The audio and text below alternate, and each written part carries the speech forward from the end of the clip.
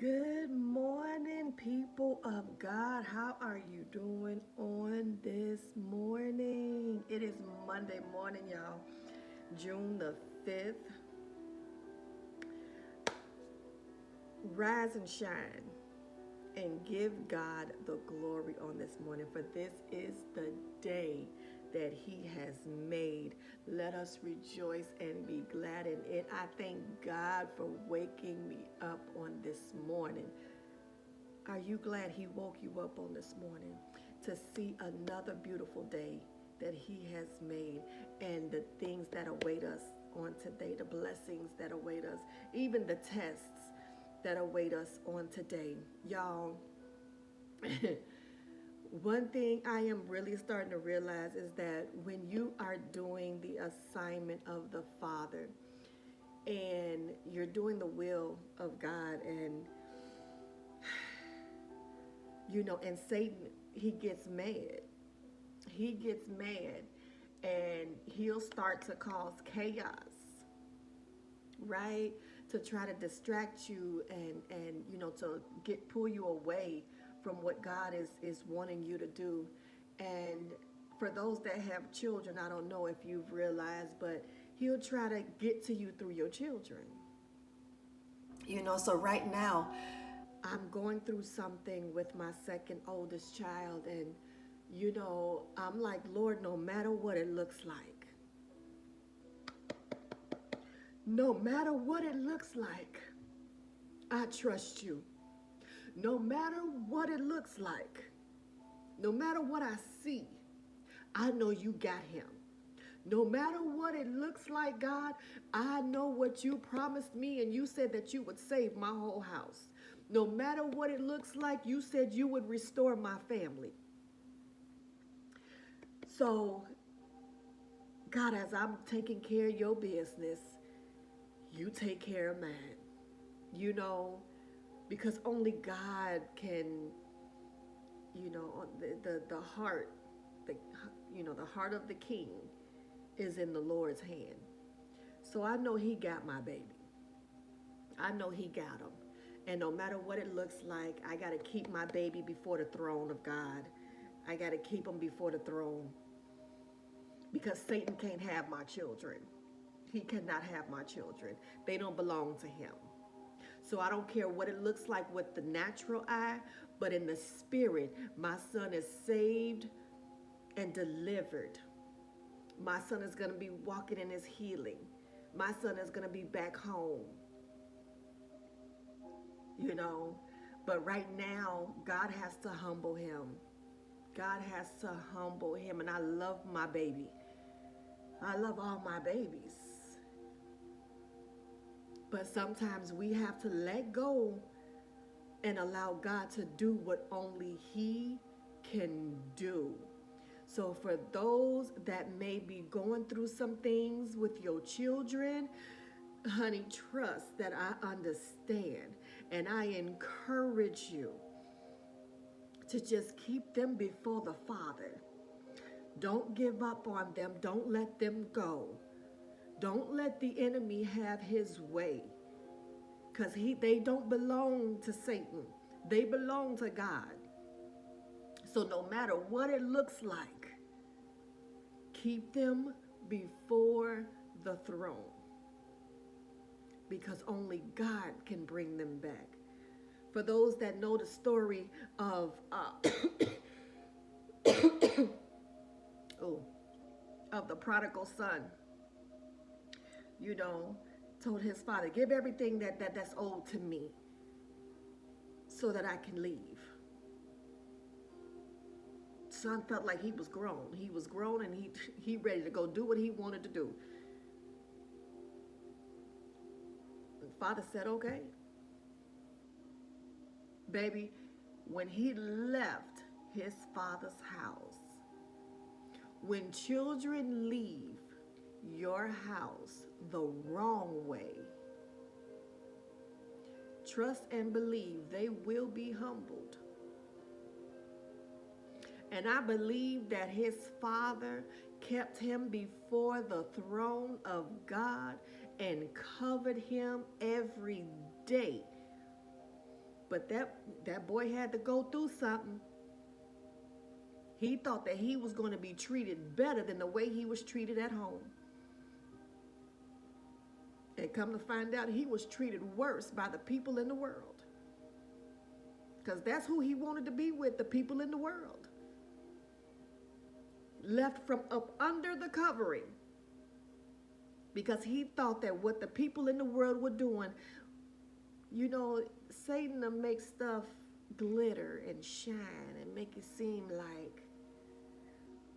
But we know that Satan is a liar. We know he's a liar. He went out there and spent all his money, was sleeping with the pigs. And the Bible say, and he came to his senses. He said, I know the servants in my Father's house get treated better than this. We have to, when your children feel like what's out there in the world is more better than what's at home,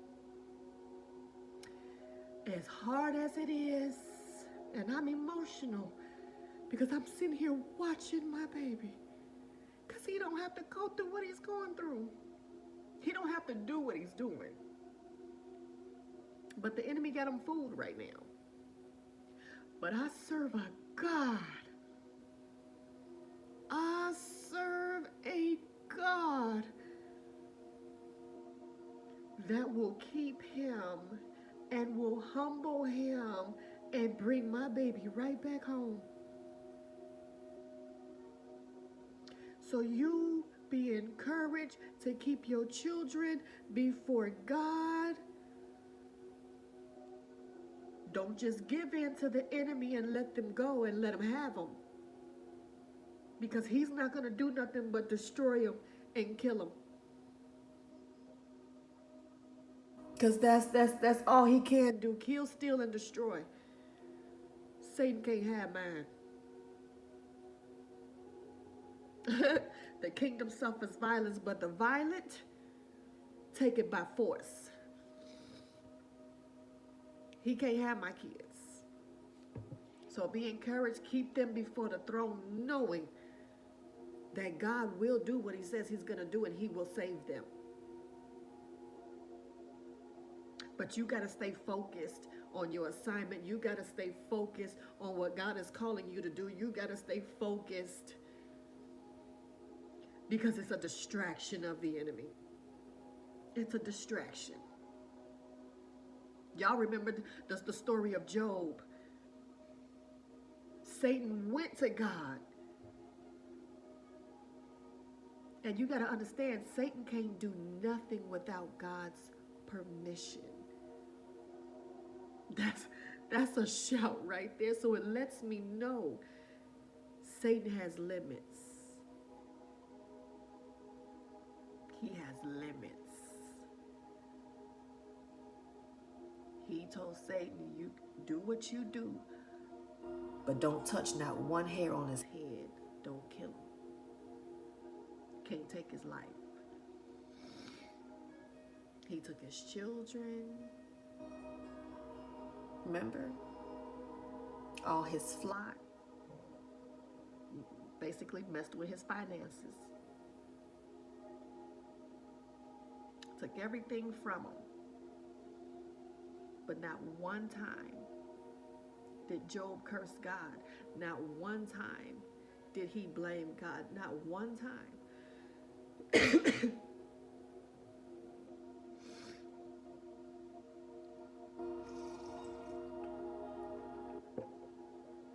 So I know that because Satan has limits, and I know because I'm going to keep my child before the throne, I'm not letting him go because he don't belong to him. He'll be back with a humbled heart. He'll be back.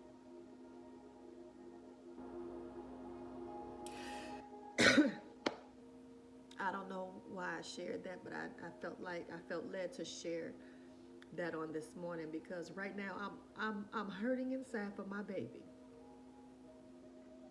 But God is in control. God is in control. He's in control. He rules and reigns. I gave God permission to reign over my life, over my children's lives, over my ministry, over my business. I gave him permission to reign. So God, have your way. Whatever it is you have to do to draw us to you, do it. Break me and keep me humble before you. Y'all, I can't do this thing called life without God. I can't imagine where I would be right now if I didn't have God feeling the way I'm feeling concerning my son. I, I don't even want to imagine it.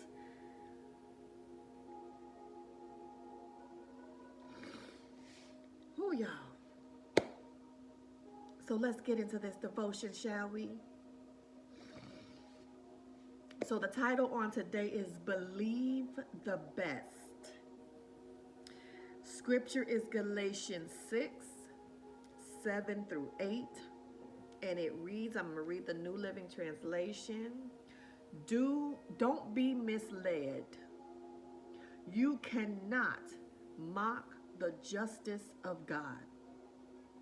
You will always harvest what you plant. Those who live only to satisfy their own sinful nature will harvest decay and death from that sinful nature. But those who live to please the Spirit will harvest everlasting life from the Spirit. Wow. Those who live only to satisfy their own sinful nature will harvest decay and death from that sinful nature. But those who live to please the Spirit will harvest everlasting life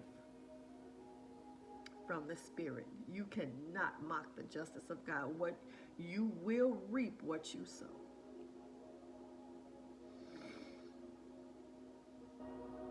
Jesus. You will reap what you sow. The NIV says, the one who sows to please his sinful nature, from that nature will reap destruction. But the one who sows to please the Spirit, from the Spirit will reap eternal life.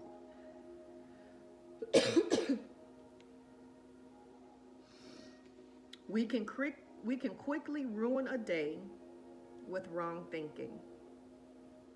Friendships are destroyed because of wrong thinking. Business deals go wrong.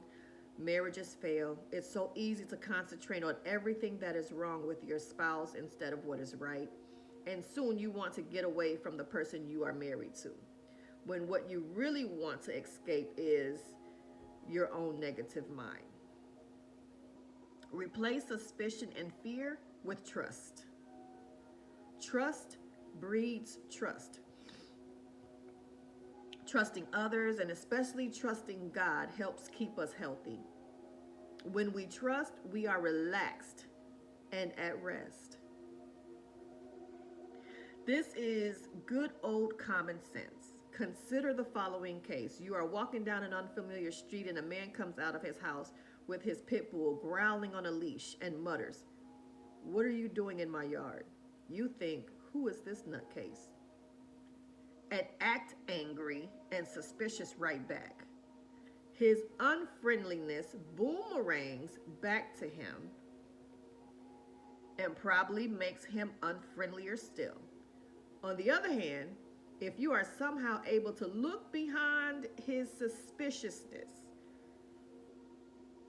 because maybe he was recently robbed, and act extremely friendly and relaxed toward him, more often than not, he will relax too.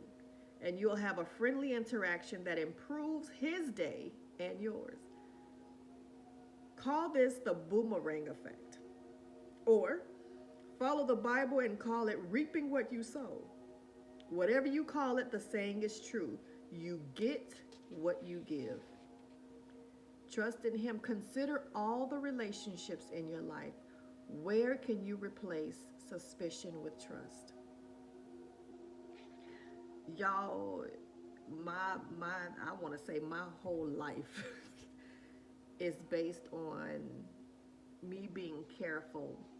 I always tell my kids, you got to be careful of how you treat people, of how you treat others, because it will come back. It will come back. I always tell them, don't burn any bridges, because my mom used to tell me that, don't go burning any bridges, because you never know when you may need to cross back over. And that has been something that has followed me since I was a young girl, because I'm so careful. Even when people are nasty to me, I'm careful of how I treat them. I had a young lady once tell me, because I had to confront her. I was working at a food pantry, and I had to confront her concerning a situation that was unfair, or would have been unfair to everybody else. And I approached her, in a slow way, kind. I was friendly, and you can tell in her mood, she wasn't liking what I was hearing, and she was trying to brush me. Okay. And I had to reassure her, I'm not coming for you. I'm not coming at you. But I have to be fair to everyone. And if other people see that we're letting you get away with this,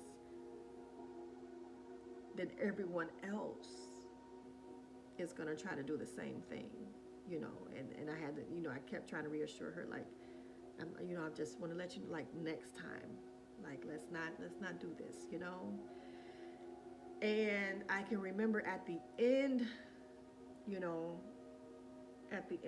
of closing, she pulled me to the side, and, she asked me, how can she go about volunteering? And I'm thinking to myself, you just gave me a whole attitude, and what? And then she explained to me, she said, I just appreciate the way that you came at me concerning that situation. She said, because it shocked me the way you were speaking to me. She said most places she's went to, people act like they're the ones that's providing the stuff out of their pocket. And I get what she's saying.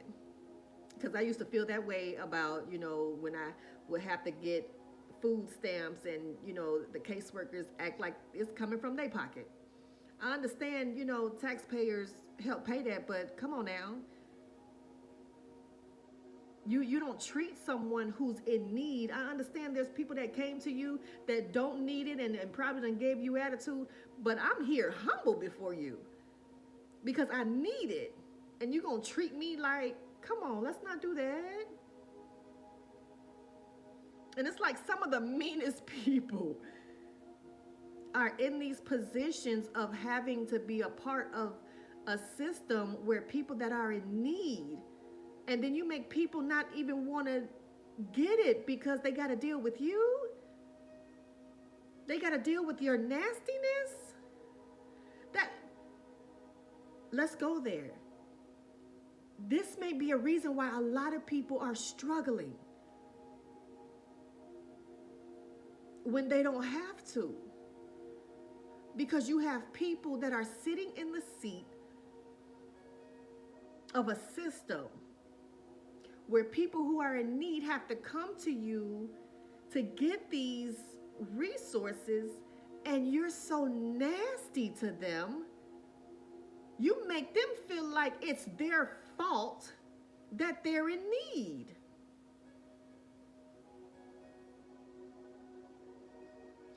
I was running a food pantry. Why would I sit there and make a person who's in need of the groceries feel like crap when they're already feeling a certain way because they have to come to a food pantry.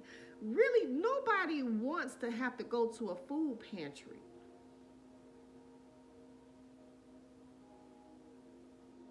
So why would I sit there and make a person feel they already feel less than coming in there? There's times where people have walked in and I'm like, hey, good morning. I make it feel like it's a grocery shopping experience and not that they're coming in there. You know, people are already feeling, they're already hurt, they're already feeling ashamed, they're already feeling condemned when they walk into these places. And then you have the staff that's sitting there making them feel even worse because of whatever is going on in your life. Baby, you got to keep that at home, because there's been plenty of times I've had to tell people, baby, I'm not going to let you talk to me like that. Yes, I may need these food stamps, but you're not going to talk to me like that, because I'm quick to go to somebody's supervisor. Because I can see and understand customer service is not your gift. This is not your specialty. You need to find something that you enjoy doing and go do that. But I understand that a lot of people do things for the money.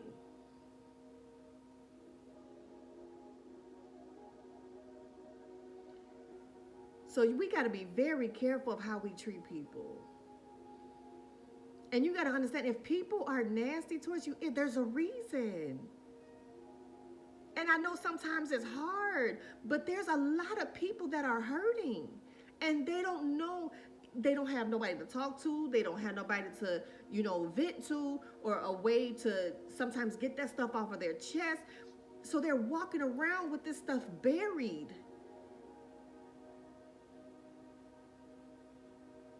When I walk up on people, when I go places, like I just went, I had to stop at the hospital the other day. And I can tell that the young lady that was sitting behind the window was having a bad day. But just because you having a bad day don't mean you finna ruin mine. Because baby, I'm feeling good today. And in her demeanor, I could tell she really didn't want to help me. But I made sure she had a pleasant experience with me, that by the end of that conversation, she was wishing me, you have a very good day. You too, sweetheart. I'm not finna let what you're going through and your nastiness poison my day and my spirit. Not for real. Baby, I'm effective. I'm effective. I'm not going to let people in there, I'm not going to let them affect me. If anything, I'm going to affect you. That's my whole goal. And I'd be like, Lord, use me. Use me. I affect. I'm the salt. I'm the light. Y'all know light affects darkness. I'm the light in the midst of darkness.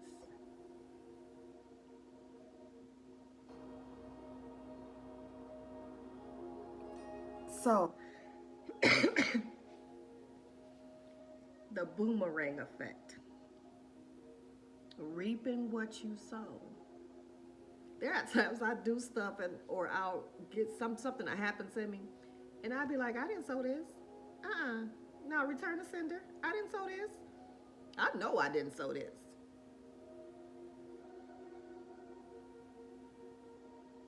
We do reap what we sow. It may not happen within that day. It may not happen within that time. It may not happen within the week. It can happen 2-3 years down where you'll get back what you issued out. That's why I'm saying you get what you issue out. You hit me, I'm going to hit you back. You have parents that's raising their kids, that it's okay to hit. Honey, and I say it right in front of their parents too. I'd be like, because they'll try to hit me, and I'd be like, okay, this is a warning. I'm not one of them that's not going to, you hit me, I will hit you back. Yes, I will. Because I'm not going to sit here and let you think that it's okay to hit. Everybody is not like your mama or your daddy. You could hit your mama, but you're not going to hit me and think there won't be repercussions for your actions. I'm just being real. I tell my kids the same thing. Okay, you go out hitting people and they hit you back. Don't be mad. Don't be mad.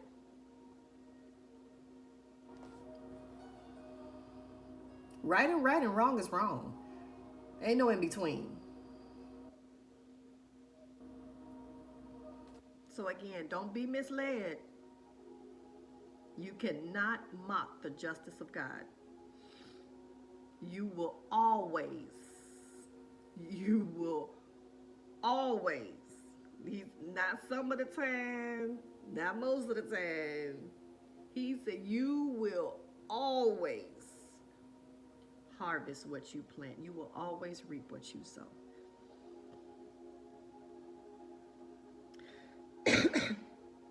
This is